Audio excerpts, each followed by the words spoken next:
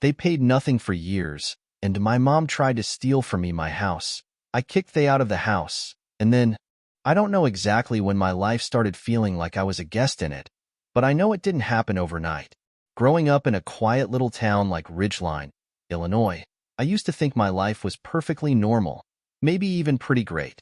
My dad, Peter Parker, was everything to me. He wasn't just my dad. He was my best friend. He had this way of making the world feel safe, even when it wasn't. We'd spend weekends fixing up his old Chevy in the driveway, or fishing at Lake Ridgeline just a couple of miles from our house. It wasn't a mansion or anything, but it was home. Everything changed when he passed away. I was just 11 when it happened.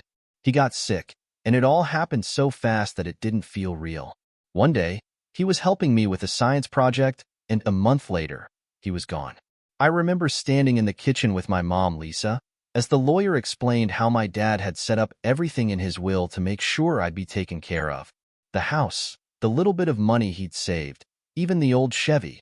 He left it all to me. Of course, being 11, I didn't have any real control over it. My mom was in charge until I turned 19. Back then, I thought that was fine. I trusted her. I mean, she was my mom. For a while, things were okay. We grieved together, just the two of us, and I thought we'd figure out how to move forward. But when I was 13, she met Greg, and suddenly, it was like the life we'd built after Dad died wasn't enough for her anymore. Greg wasn't terrible, at least not at first. He had 2 kids of his own, Derek and Cody, who were 8 and 4 at the time. When they moved in, everything changed. At first, I thought I could handle it. Greg acted friendly enough, though he was the kind of guy who always seemed to be taking up too much space. He had this booming laugh that filled the house, and he was always talking about how great it was to have a blended family. The problem was, I didn't feel like part of that family. Derek and Cody were loud and messy and didn't care much about rules. They'd leave their toys in the middle of the living room, spill juice on the carpet, and never clean up after themselves. My mom started catering to them in a way she never had for me, and Greg encouraged it. Before I knew it, the house didn't feel like it was mine anymore. By the time I hit high school, I'd learned to keep to myself. My room was the one place I could go to escape the chaos, though even that started to change. Slowly, Derek and Cody's stuff started creeping into my space. Old toys, broken game consoles, random junk they didn't want to deal with. One day, I came home and found a stack of cardboard boxes piled against my desk. When I asked my mom about it, she barely looked up from her phone. "There's no space in the garage," she said. That was her answer to everything. No space, no time, no effort. I spent more and more time at my grandparents' house. My dad's parents, Charles and Margaret, lived about 15 minutes away, and they were the only ones who made me feel like I still mattered. My grandma would cook my favorite meals and make sure I had clean clothes. My grandpa, the quiet type who always seemed to know the right thing to say, was my rock. One time, when I was 16, I told him I felt like I didn't belong in my own home. He nodded thoughtfully and said, "The house is yours, Josh. Don't let anyone make you feel otherwise. When the time comes, you'll know what to do." I didn't really get what he meant at the time. I just figured he was trying to make me feel better. By the time I was 18, things had gotten worse. My mom wasn't just acting like Greg's kids were her only priority. She was acting like I was a burden. It wasn't outright cruel. She didn't yell or insult me, but the indifference cut deeper. If something broke in the house, it wasn't her problem. If I needed help with school, I was on my own. But the worst part was the way Greg treated me. He never said it outright, but it was clear he saw me as an outsider. He'd make little comments about how the boys needed their space or how I was lucky to have a room at all. My dad's house, the place he'd worked his whole life to give me, felt more like a storage unit for Greg's family than a home for me. A couple of weeks before my 19th birthday, my grandparents sat me down. "You'll be the legal owner of the house soon," my grandpa said, handing me a folder full of papers. "It's up to you what you want to do with it." I nodded, but in my head, I didn't think much would change. Legally, sure, the house would be mine. But realistically, I figured my mom and Greg would keep living there, treating it like it was theirs. Looking back, I had no idea how wrong I was. It was the night before my birthday when everything started to unravel. I was sitting on the couch, scrolling through my phone, when my mom walked in holding a suitcase. She had this distracted look on her face, the one she always got when she wasn't really paying attention. "Oh, by the way," she said casually, "we're leaving tomorrow for a trip. Just me, Greg, and the kids. You don't mind staying here, right?" I blinked at her, sure I'd misheard. "You're leaving tomorrow? That's my birthday." She barely glanced up. "Yeah, I know, but we've had this planned for months. You'll be fine." I didn't say anything. I just sat there as she walked away, completely unfazed. It was like my birthday didn't even matter. That night, lying in bed, I stared at the ceiling, feeling more alone than ever. It wasn't just about the trip or the birthday.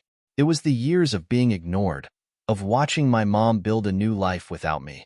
As I drifted off to sleep, one thought kept running through my mind. This isn't how it's supposed to be.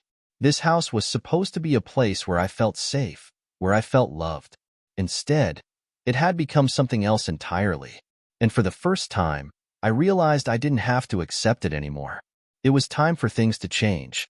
The morning of my 19th birthday, I woke up to the sound of suitcases being dragged across the hallway. For a moment, I forgot about everything, the indifference, the mess, the way I'd been treated, and thought, maybe they'll surprise me. Maybe there would be a cake on the table, or at least a card. I got up, rubbing the sleep out of my eyes, and headed to the kitchen.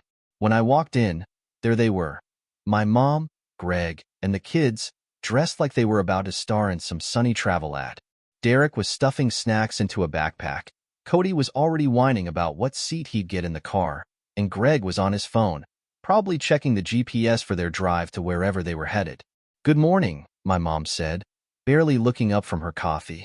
"Don't forget to lock the door after we leave." I leaned against the counter, staring at them.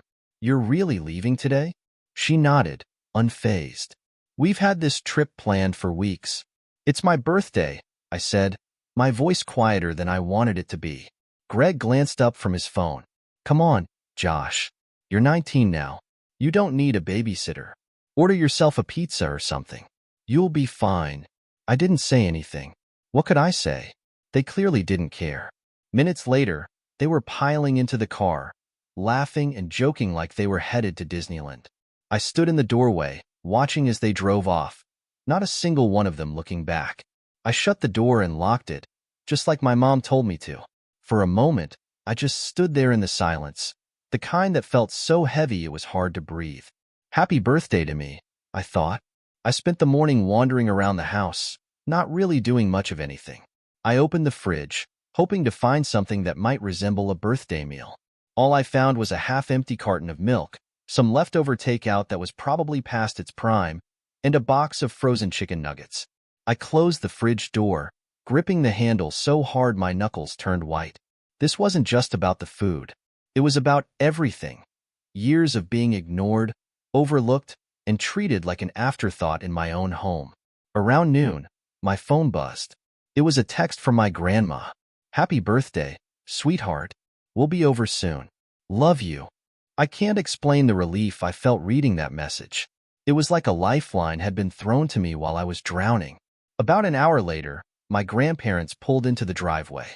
My grandma stepped out first, holding a cake box in one hand and a bunch of balloons in the other.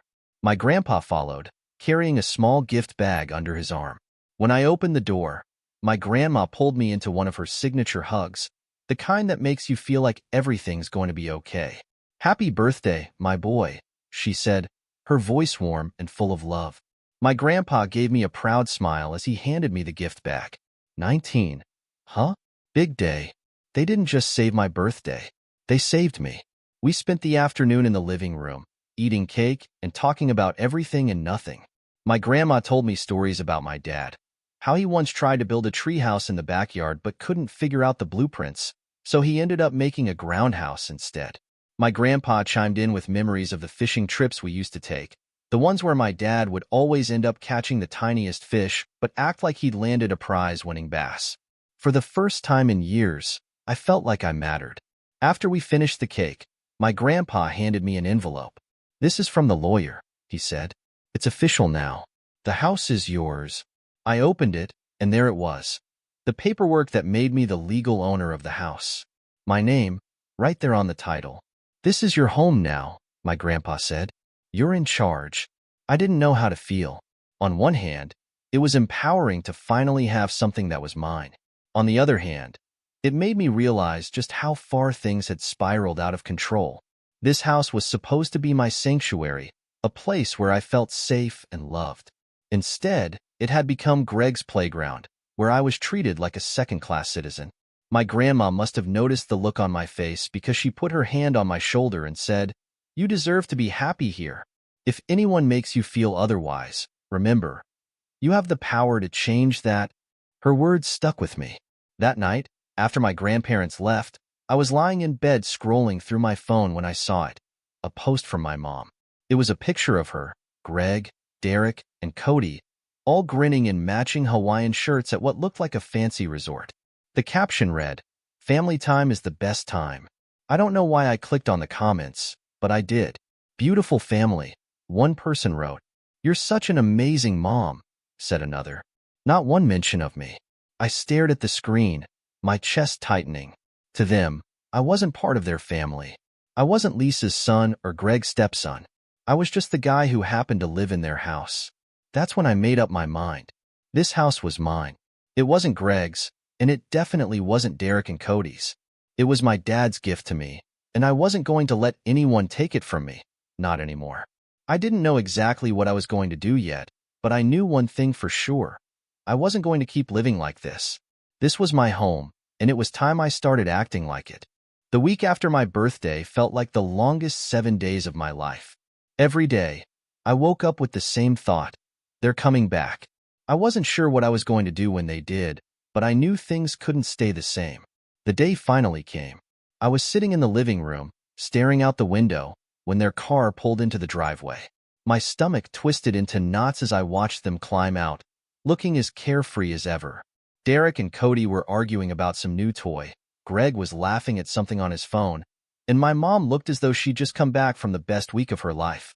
The front door opened, and my mom walked in first, carrying a suitcase. She glanced at me and said, "Hey," like she hadn't just abandoned me on my birthday. Greg followed, setting a duffel bag on the floor. "Man, Florida was expensive," he said with a chuckle, shaking his head. I just sat there, watching them move around the house as if nothing had happened. The kids immediately claimed the TV, arguing over which show to watch, while Greg started unpacking in the middle of the living room. My mom wandered into the kitchen without a second glance at me. I don't know what I was expecting. An apology, maybe? Some kind of acknowledgement of how they treated me. But as the minutes ticked by, it became painfully clear they didn't care.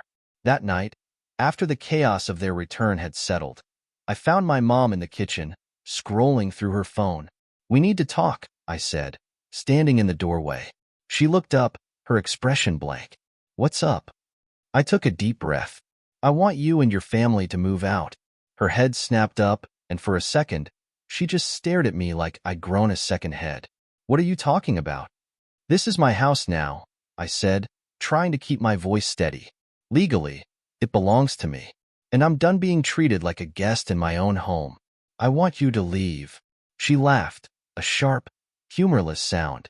"You can't do that. You're just a kid. You don't know what you're talking about." I stepped forward, pulling the folder of legal documents from behind my back and setting it on the counter in front of her. "Actually, I do. Here's the proof. The house is mine, and I have every right to ask you to leave." Before she could respond, Greg walked in, drawn by the raised voices. "What's going on?" he asked, glancing between us. "He's trying to kick us out," my mom said, her voice dripping with disbelief. Greg smirked, crossing his arms. "Good luck with that, buddy. You're not going to make it on your own anyway. You need us." His words made my blood boil, but I forced myself to stay calm. "This isn't about you," I said, looking him in the eye. "It's about me finally taking back what's mine. You have 30 days to pack up and leave. After that, I'll have no problem getting the lawyer involved." My mom stood up, her face red with anger. "You're being ridiculous," she said. "We've lived here for years. Where are we supposed to go?" "That's not my problem," I said, my voice cold. "You've had years to figure it out. Instead, you treated me like I didn't exist." Now I'm done. What followed was a shouting match I'll never forget.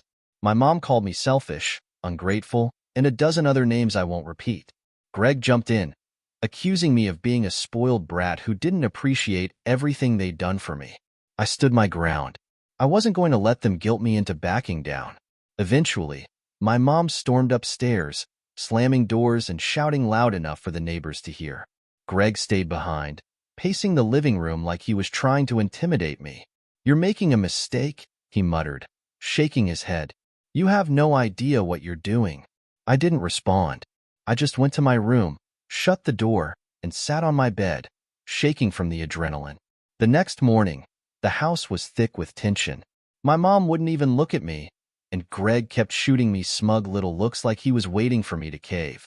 Derek and Cody ran around the house like nothing was happening, leaving their toys and snacks everywhere as usual. By the afternoon, I was about ready to lose it. Thankfully, my grandparents showed up. My grandpa walked in first, his face calm but serious. My grandma followed, her expression set in a way that told me she wasn't going to take any nonsense. "We're here to make sure this goes smoothly," my grandpa said, setting his briefcase on the counter. Greg walked in from the living room, his usual cocky grin plastered on his face. "Ah, so the cavalry's here. What's this about?" "This is about the eviction notice," my grandpa said, pulling out a stack of papers. "Legally, this house belongs to my grandson. You and your family have 30 days to leave. This document makes it official." Greg's grin disappeared real quick. He snatched the papers and skimmed them, his face turning redder with every word.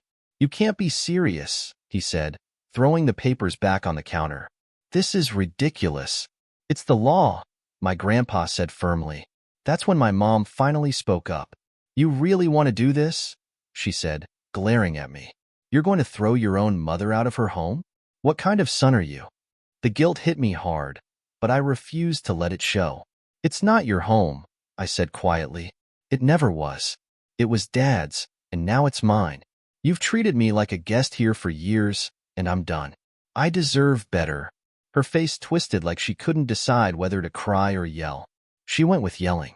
"You piece of crap," she spat. "Everything I've done for you. And this is how you repay me? After all the sacrifices I've made." I couldn't hold back anymore. "Sacrifices?" I shouted. "You mean like abandoning me on my birthday so you could play happy family with Greg? Or turning my room into a storage unit? Or acting like I don't exist half the time?" "Yeah. Thanks for all the sacrifices, Mom." The argument went on for what felt like forever. Greg kept trying to jump in, accusing me of being ungrateful and immature. Even Derek and Cody got involved at one point, whining about how mean I was and how they didn't want to leave. But I didn't back down. "You have 30 days, I said finally, cutting them off. "After that, if you're not out, I'll have no choice but to get the authorities involved. I don't want it to come to that, but I will if I have to." My grandparents stood by me the entire time, their quiet presence giving me the strength I needed to hold my ground. As the day wore on, it became clear to everyone that I wasn't backing down. This was my house, and I was taking it back. The days that followed were nothing short of a nightmare. My mom and Greg weren't about to make this easy, and it showed. Instead of packing up and leaving like reasonable adults, they dug their heels in, as if pretending nothing was happening would somehow make me change my mind. The first signs of their resistance came the morning after the eviction notice. I walked into the kitchen to grab some cereal and found a sticky note slapped onto the fridge. It read, "You'll regret this. Family is all you've got." It made my blood boil. I crumpled the note and threw it away, refusing to let it get to me. But that was just the beginning. The house became a war zone of passive-aggressive moves. Greg accidentally ate the groceries I bought, leaving me with nothing but crumbs and excuses. Derek and Cody turned the living room into their personal playroom, scattering toys and blasting cartoons at full volume. My mom alternated between icy silence and loud, tear-filled accusations, calling me selfish, heartless, and anything else that came to mind. One night, I came home from work to find my room a mess. Someone had dumped boxes of junk all over my floor, burying my desk and bed. I stood there staring at the chaos, my fists clenched. It felt like they were trying to reclaim the one space I had left in the house. But I wasn't going to let them win. I spent hours cleaning it all up, dragging the boxes into the hallway, and stacking them outside their bedroom doors. "You're not taking over my space anymore," I muttered under my breath. The tension hit its peak when I brought a locksmith to change the locks. My Uncle James came along to help, his towering presence a comfort as I braced for the inevitable confrontation. Greg was the first to notice. He stomped into the hallway, his face a mix of fury and disbelief. "What the hell do you think you're doing?" he barked. "Changing the locks," I said, my voice steady. "It's my house, and I'm securing it." Greg crossed his arms and stood in the doorway, blocking the locksmith. "You really think this is going to scare us? You're just a kid playing homeowner. You have no idea what you're getting into." James stepped forward, his tone calm but firm. "Move out of the way, Greg. The locks are getting changed, whether you like it or not." Greg glared at James for a moment before muttering something under his breath and walking away. When my mom came home and found out, she stormed into the kitchen, slamming her purse on the counter. "You're unbelievable," she said, her voice trembling with rage. "Changing the locks? What kind of son does that to his own mother?" I took a deep breath, willing myself to stay calm. "The kind of son who's tired of being disrespected in his own home." "You had your chance, Mom. Now it's my turn." She stared at me, her eyes filling with tears. "Your father would be ashamed of you." That was the final straw. Before I could respond, my grandma stepped in, her voice sharp and unwavering. "Don't you dare use Peter to manipulate him," she said, her words cutting through the room like a blade. "You've taken advantage of this house and this boy for years. It's time you faced the consequences of your actions." My mom opened her mouth to argue but quickly closed it, her face red with a mix of anger and embarrassment. By the time the 30-day deadline rolled around, it was clear they weren't going quietly. My mom and Greg had finally started packing, but every box they moved felt like a statement. "We're leaving because of you." The final day was a blur of tension and thinly veiled hostility. My mom stood in the driveway, directing Derek and Cody as they loaded boxes into the car. Greg sulked in the living room, muttering under his breath every time he passed me. When the last box was loaded, my mom turned to me, her face a mask of bitterness. "I hope you're happy," she said, her voice cold. "You've torn this family apart." I didn't respond. What was the point? As their car pulled out of the driveway, I felt a wave of relief wash over me. For the first time in years, the house was mine, and mine alone. That night, my grandparents came over to help me clean. My grandma hugged me the moment she walked in, her eyes filled with pride. "You did it," she said softly. "You stood up for yourself." My grandpa nodded, a rare smile crossing his face. "Not many people your age could have handled this the way you did. You've got nothing to be ashamed of, Josh." We spent hours scrubbing, organizing, and moving furniture back to where it belonged.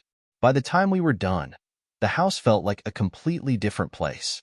It was quiet, peaceful, like a weight had been lifted off its walls. For the first time in years, I felt like I could breathe. But the peace didn't last long. A few days later, the calls and texts started. My mom wasn't the kind of person to let things go, and she made that very clear. "You're going to regret this." One text read, "Don't think I won't take you to court." Another one said, "Family is all you've got. You'll see that when you're all alone." At first, I tried to ignore them, but the more messages she sent, the harder it was to tune them out. The things she said made me second-guess myself. Was I being selfish? Had I really made the right choice? I called my grandparents, desperate for reassurance. "You're doing everything by the book," my grandpa said firmly. "She doesn't have a leg to stand on. Don't let her get to you." It helped, but the stress was still there, lingering in the back of my mind like a dark cloud. My mom didn't stop at texting me. She started dragging the rest of the family into it, spreading rumors about how I'd thrown her out on the street and destroyed her life. I started getting calls from aunts, uncles, and cousins I hadn't talked to in years, all wanting to know what was going on. One night, I sat down with my grandparents and explained everything. I told them about the neglect, the clutter, and the way I'd been treated for years. I even showed them the legal documents proving the house was mine. My Uncle James, never one to mince words, shook his head. She's been using you, Josh. It's about time someone stood up to her. Hearing that from someone outside my grandparents made all the difference. It was the validation I didn't know I needed. From that moment on, I stopped questioning myself. This wasn't just about the house. It was about taking back control of my life, and I wasn't going to let anyone make me feel guilty for that. The weeks after my mom and Greg moved out were a mix of relief and adjustment. The silence in the house was unlike anything I'd experienced before. It wasn't the heavy, stifling silence that came with feeling alone. It was peaceful, like the house itself was finally able to breathe. My grandparents came over almost every day to help me with the transition. My grandma took charge of the cleaning, scrubbing every corner of the house until it shone. My grandpa helped me repair the little things that had been neglected over the years. Squeaky doors, leaky faucets, loose cabinet hinges. It's amazing what a little TLC can do, he said one afternoon as we replaced a broken door handle. He was right. Every small fix made the house feel more like mine, like I was reclaiming the space my dad had left for me. But the peace didn't last long. My mom wasn't the kind of person to let things go quietly, and she made sure I knew it. It started with phone calls, at first, 1 or 2 a day. Then it escalated to texts, emails, and even voicemails. "You'll regret this," she said in one voicemail, her voice dripping with venom. "You're going to ruin your life, and when you do, don't come crying to me." Another text read, "This house is cursed without family in it. You're going to see how lonely it gets." I tried to ignore her, but the messages started to wear on me. The words rattled around in my head late at night, making me wonder if I'd done the right thing. When she started dragging the rest of the family into it, things got even messier. My cousins, aunts, and uncles, people I hadn't spoken to in years, began reaching out, all with some version of the same question. "What's going on between you and your mom?" At first, I tried to explain everything to them, but I quickly realized it was pointless. Some believed me, others didn't. The ones who sided with my mom accused me of being ungrateful, selfish, even cruel. One particularly heated phone call ended with an aunt shouting, "Your mother gave you everything, and this is how you repay her? You should be ashamed of yourself." That was the breaking point. I called my grandparents and asked them to come over. When they arrived, I sat them down and told them everything. The texts, the phone calls, the way my mom was trying to turn the family against me. My grandma listened quietly, her hands folded in her lap, while my grandpa nodded thoughtfully. When I finished, my grandpa leaned back in his chair and said, "You're doing everything by the book, Josh. She's trying to rattle you because she knows she's in the wrong. Don't let her win." My grandma reached across the table and squeezed my hand. "We're proud of you," she said. "You've done something most people wouldn't have the courage to do." Their support gave me the strength I needed to push through. The turning point came at a family gathering a few weeks later. My Uncle James, who'd been firmly on my side since the beginning, decided he'd had enough of the rumors my mom was spreading. In the middle of dinner, he stood up and said, "Let's set the record straight, shall we?" The room went silent as he laid out everything. He talked about how my mom had neglected me, how she treated the house like her personal playground, and how she'd left me alone on my birthday to go on vacation. "You abandoned him," he said, his voice loud enough for everyone to hear. "And now you're playing the victim. Give me a break." My mom, sitting at the other end of the table, looked like she wanted to disappear. After that, the tide started to turn. Most of the family stopped calling me to complain and started calling her instead. It didn't fix everything, but it was a step in the right direction. Not long after, my mom showed up at the house unannounced. She banged on the front door like she was trying to break it down. When I opened it, she launched into a full-blown rant. "Let me in," she demanded, her voice shaking with rage. "This is my home too. Where are we supposed to go?" I stepped outside, closing the door behind me. "It's not your home," I said firmly. "It's mine. Legally. You've had years to figure out your situation, but instead, you treated this place like a free ride. Now it's time for you to move on." She tried to push past me, but my grandpa, who happened to be visiting, stepped out onto the porch. Her tone shifted instantly. She turned on him, her face contorted with anger. "This is all your fault," she spat. You've always hated me. You've been waiting for this moment to turn my own son against me." My grandpa didn't flinch. "This isn't about me," he said calmly. "It's about you and the choices you've made. You've taken advantage of him for long enough. It's time to move on." Her rage only grew. "Move on to what?" she screamed. "A cardboard box? You think you're so high and mighty with your little speeches, but you're nothing but a bitter old man who can't mind his own business." My grandpa raised an eyebrow but didn't engage further. "You've made your bed," he said simply. "Now you have to lie in it." She turned to me next, jabbing her finger toward my chest. "You're just like him," she hissed.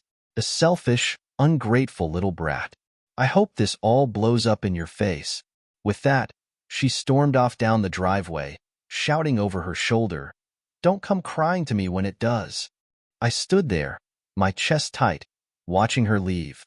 My grandpa put a reassuring hand on my shoulder. "You did the right thing," he said. In the weeks that followed, things finally started to settle down. My grandparents and I spent more time together, turning the house into a place I could truly call home. We painted the walls, fixed the roof, and even planted a small garden in the backyard. For the first time in years, the house felt like a sanctuary. I decided to mark the occasion with a small celebration, a belated birthday party with just a few close friends and family. We grilled burgers in the backyard, laughed, and talked until the sun went down. As I stood there, surrounded by people who genuinely cared about me, I realized something. This wasn't just about reclaiming the house. It was about reclaiming my life. And for the first time, I felt like I was finally home.